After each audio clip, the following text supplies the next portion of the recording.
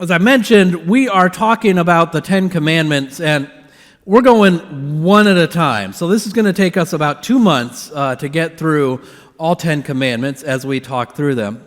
And we're talking about the Ten Commandments because for a lot of people, they're foundational in how they understand their faith. I mean, they've showed up in the news again, right? Louisiana says we should put them in schools, or some people in Louisiana say we should put them in schools. They show up from time to time as we talk in public about those who say that our laws are based on them and they ought to wind up in courthouses. We'll talk about that. For many of us who grew up in the church, we studied the Ten Commandments as part of the catechism.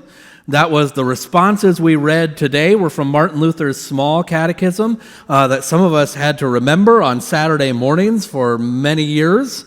We loved it. It was great. The Ten Commandments we come back to again and again, and for a lot of people, they seem to say that they are the most important part of the Bible for them. I'm always fascinated at the people who memorize the Ten Commandments, but as we've said in the past, don't necessarily memorize the Beatitudes, the 8 Beatitudes, who put up the Ten Commandments in their homes or in their churches, but not Jesus' words, the Beatitudes from Matthew 5. I wonder what that says about us and about our faith. I wonder what it says about us and about our faith that we come back to these again and again. So as Lutherans, we talk a lot, and I want to lay out here at the beginning about law and gospel, or law and love. Law is that bit of the Bible that says you should or should not.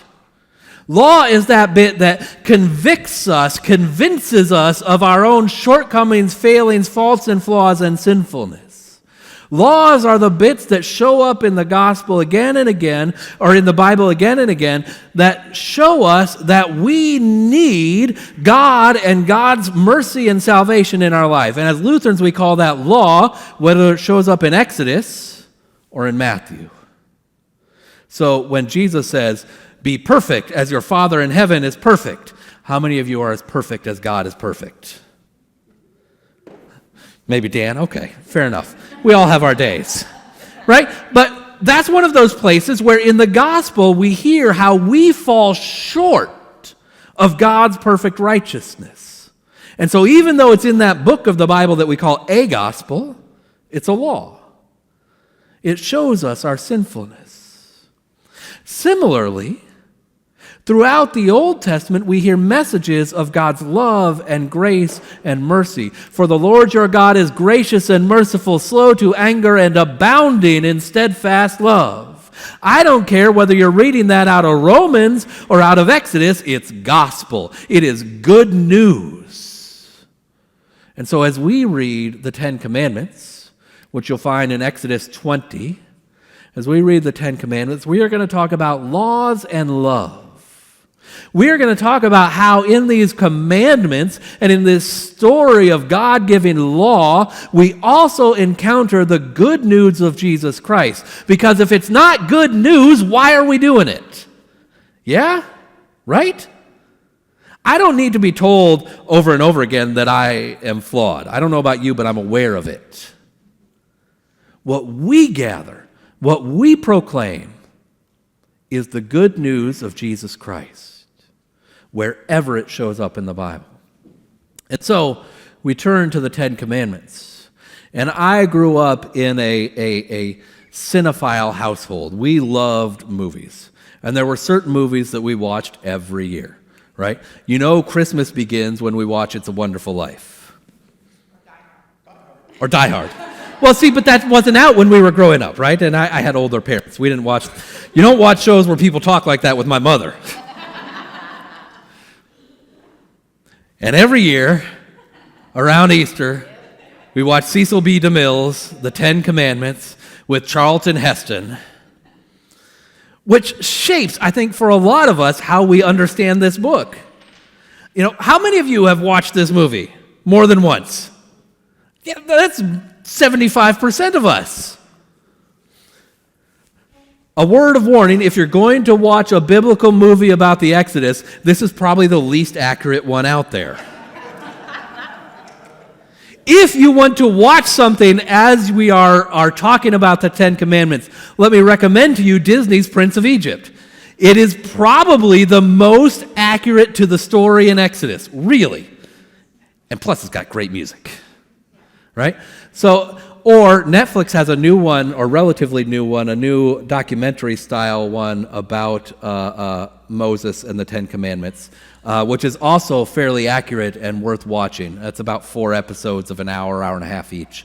Also very, very good. But we grew up with this image or I grew up at least with this image of Charlton Heston as this heroic figure who leads the people first out of slavery in Egypt and then through the wilderness to the promised land. Charlton Heston as Moses, who is larger than life, who is almost superhuman. And the problem for me with Cecil B. DeMille's Ten Commandments is that Moses is not the hero of the story. We grow up with Moses as the hero of the story, with Moses as the one who reprimands Pharaoh, with Moses as the one who performs the great deeds. But if you read the story of Exodus, it becomes clear that the center of attention is not Moses, but God. In fact, all of the parts that we are used to the Moses character speaking were probably not spoken by Moses, but by Aaron. Because God spoke to Moses, Moses spoke to Aaron, Aaron spoke to Pharaoh and the people. We skip that part because we love to have a story with a hero. I think we like to have a story with a hero because we like to imagine that perhaps we're the heroes. We like to imagine a scenario where we're the center of attention, where we're the ones who do the heroic things, who achieve it all on our own, who pull ourselves up by the bootstraps, who just make it better for ourselves. But the whole point of the story of Exodus is you can't. The whole point of the story of Exodus is you can't, God can. It's a great line in Exodus 14 as they are crossing the Red Sea. And we're not going to tell the whole story of Exodus because we're going to focus on the Ten Commandments. But as they are crossing the Red Sea and preparing to cross the Red Sea, God says to the people, stand back. All you have to do is stand back and watch the great deeds that God will do for you. I don't think we like to stand back and watch. We like to do and control. So Moses and this story then is all about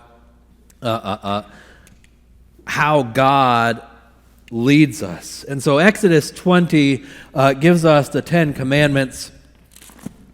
And if you've got your Bible, you can flip with me and you can bookmark it so you can keep coming back to it. Right? And it begins at Exodus 20, verse 1.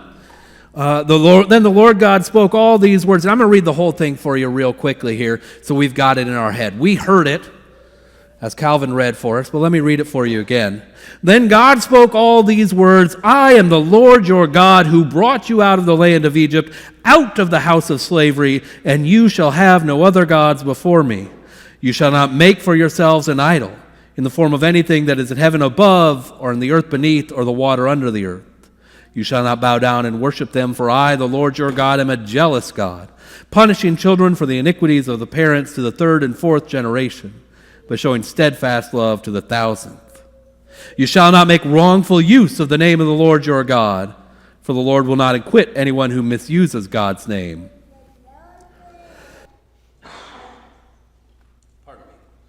Remember the Sabbath day and keep it holy. 6 days you shall labor and do all your work. But on the 7th is a Sabbath to the Lord your God, and so you shall not do any work, not you, not your son or your daughter, your male or female slave, your livestock, the immigrant who lives in your town. For in 6 days the Lord made the heaven and the earth, the sea, and all that is in them. But God rested on the 7th day. Therefore the Lord blessed the Sabbath day and made it holy. Honor your father and mother so that your days may be long in the land. You shall not murder. You shall not commit adultery. You shall not steal. You shall not bear false witness against your neighbor. You shall not covet your neighbor's house. You shall not covet your neighbor's wife, or male or female slave, or ox or donkey, or anything that belongs to your neighbor. Now, as I'm reading that, the question is, did you hear the numbers? Did you hear me say Commandment 1? It doesn't. We do that for our benefit. We do that to make it easier for us. In fact, God doesn't call them commandments. They're called the 10 words, or sayings, in Greek, the Decalogue. And so, this is also in your bulletin. There's an insert with this that's easier to see. The fact is, we all number it differently. This is the problem with putting them in our schools and in our courtyards. Roman Catholics and Lutherans follow one set of numbers. The Reformed Protestants, Calvinists, Baptists, Presbyterians, others follow another set, and Jewish folks follow a whole nother set of numbering. So if you are a Jewish person, the first commandment is, I am the Lord your God who brought you up out of Egypt. That's commandment 1 for Jewish folks. It's not for us. We say the first commandment is, you shall have no other gods. What gets interesting is number 2. What's the second commandment off the top of your head? Quick.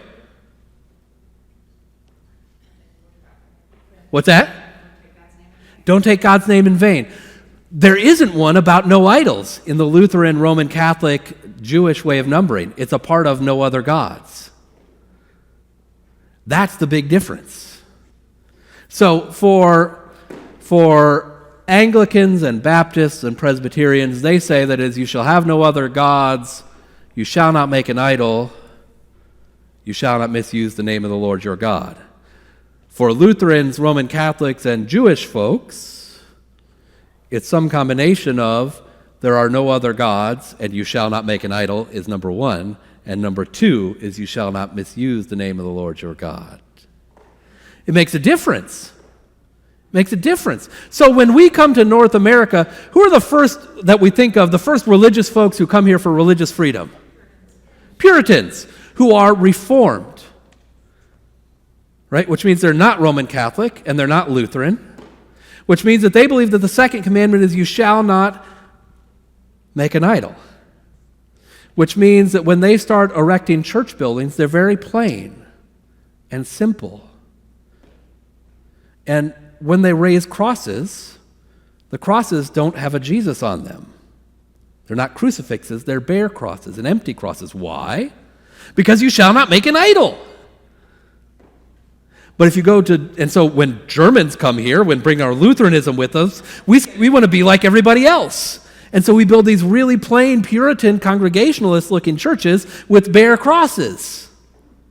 If you go to Germany and you walk into the church, every church at the center of the space has a crucifix.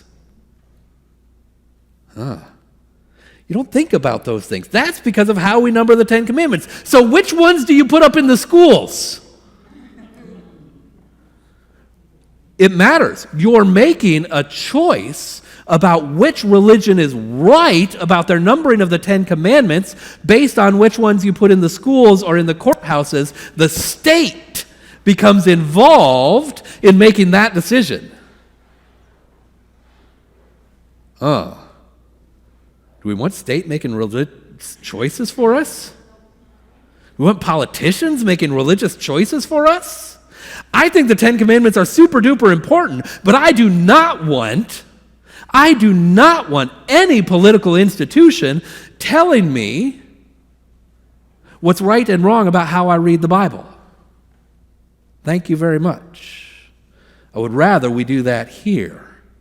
I would rather we do that in our homes.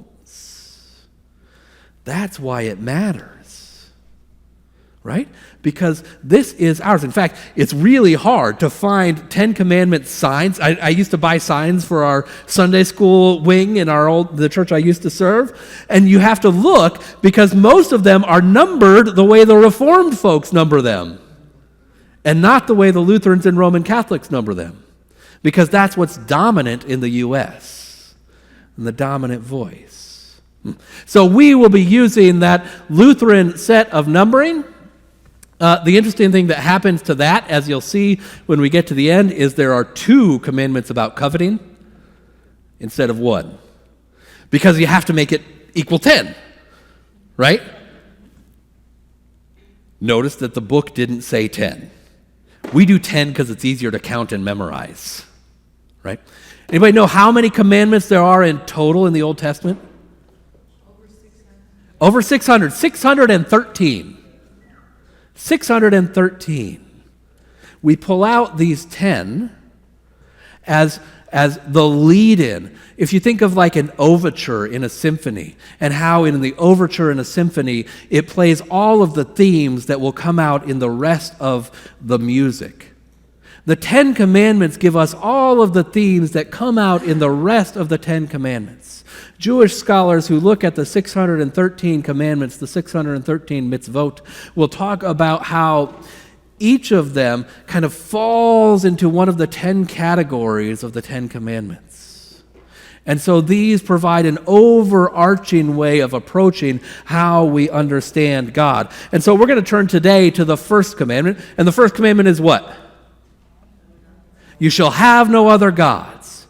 And again, we grew up with these images from movies about the 10 Commandments, about a golden bull in the wilderness and people being sacrificed to other gods, as we read Exodus and Leviticus and Deuteronomy, and stories about Molech and human sacrifice and golden statues. And do you know anybody that does this? Have you ever been tempted to do this? Right? Like, that's not the world in which we live anymore, where we erect these statues and worship them as our gods. There are certainly religions in which that plays a role, but that's not where most of us as Western American Christians find ourselves. Well, except for when we do.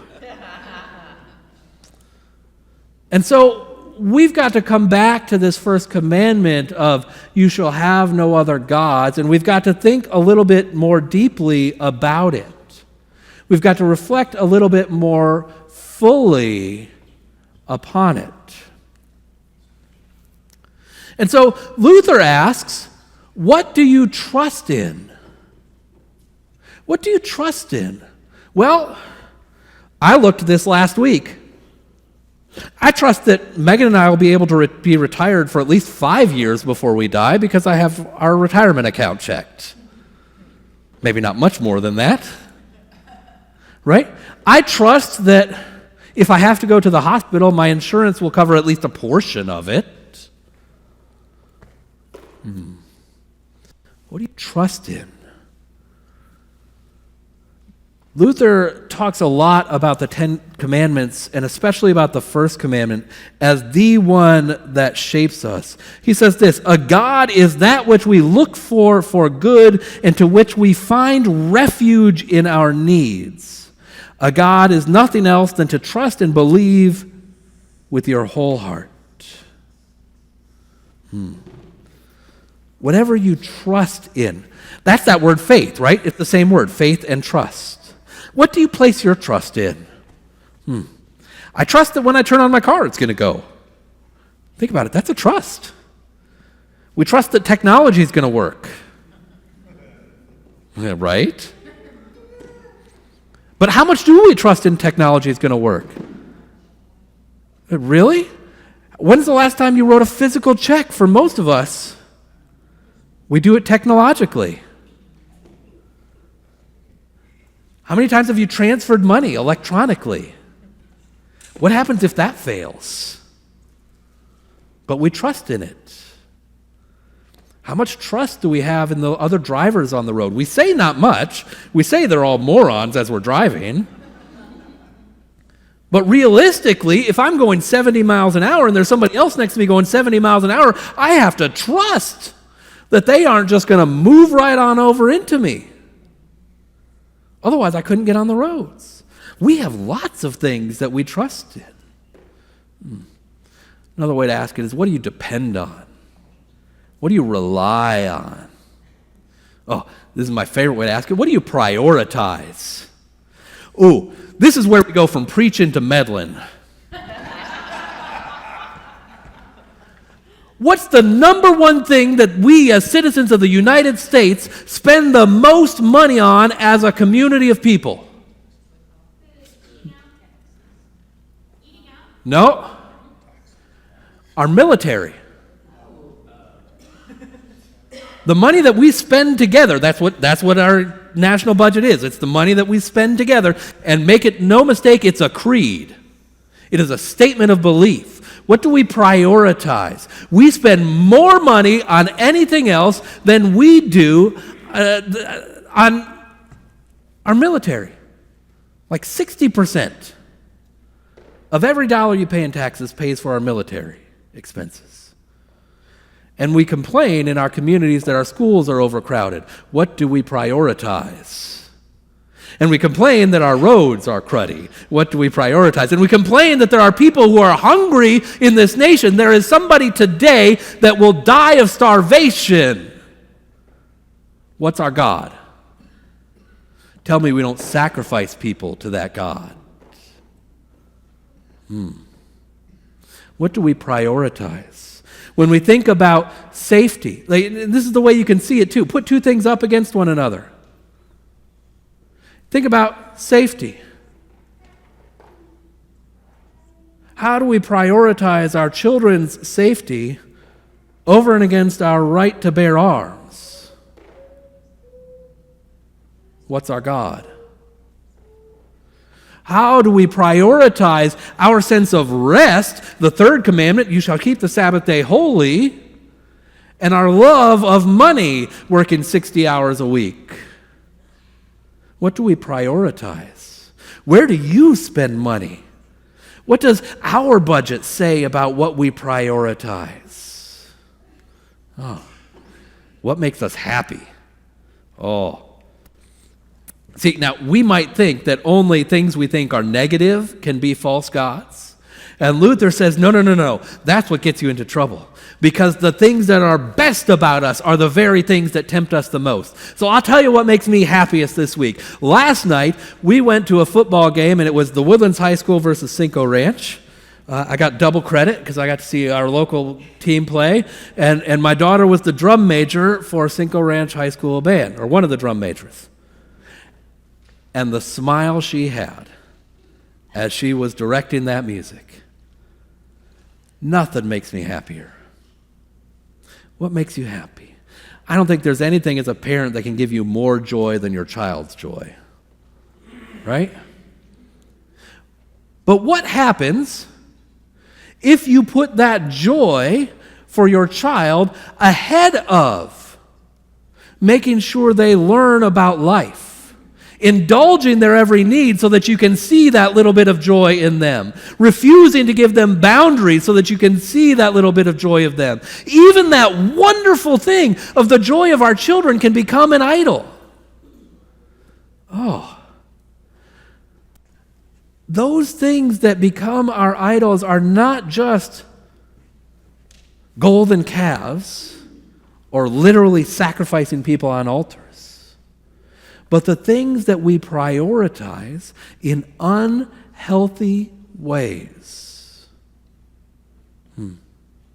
The things that we prioritize in ways that do damage to our own souls and to our relationships with our neighbors. So, as we talked about last week, I don't know if you've heard, but it's an election season. I care about politics. I care who we elect president. There are people who care about who we elect president so much that they're willing to demean and belittle others. There's a line in there, right? It's not a question of whether the thing is good or bad, right or wrong. It's a question of degree.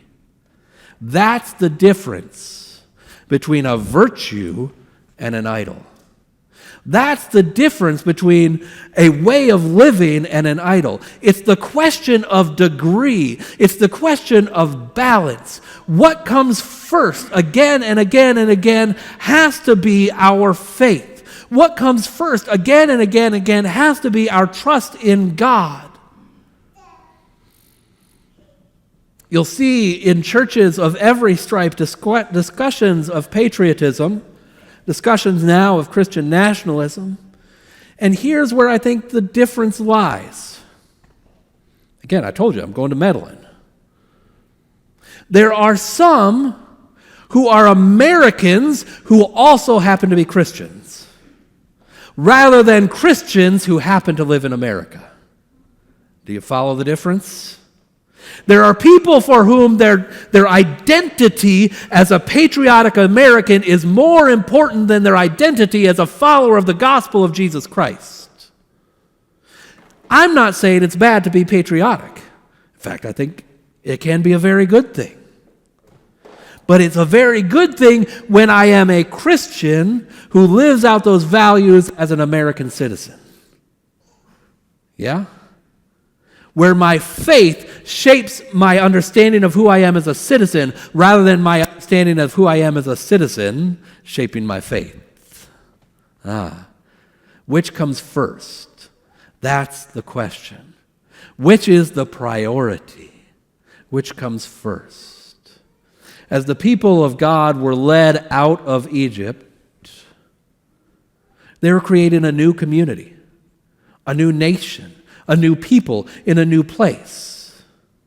And so they had to figure out what comes first. How do we live among these other nations? How do we make our way? And God said you have to come back to again and again and again and again that the first thing we trust in is God. The first thing we rely on is God. And the good news is, the gospel is, God always provides. Manna in the wilderness, water from a rock, a loving community in which to live and grow our faith, more than we ever knew we needed. God provides when we place our trust first in God.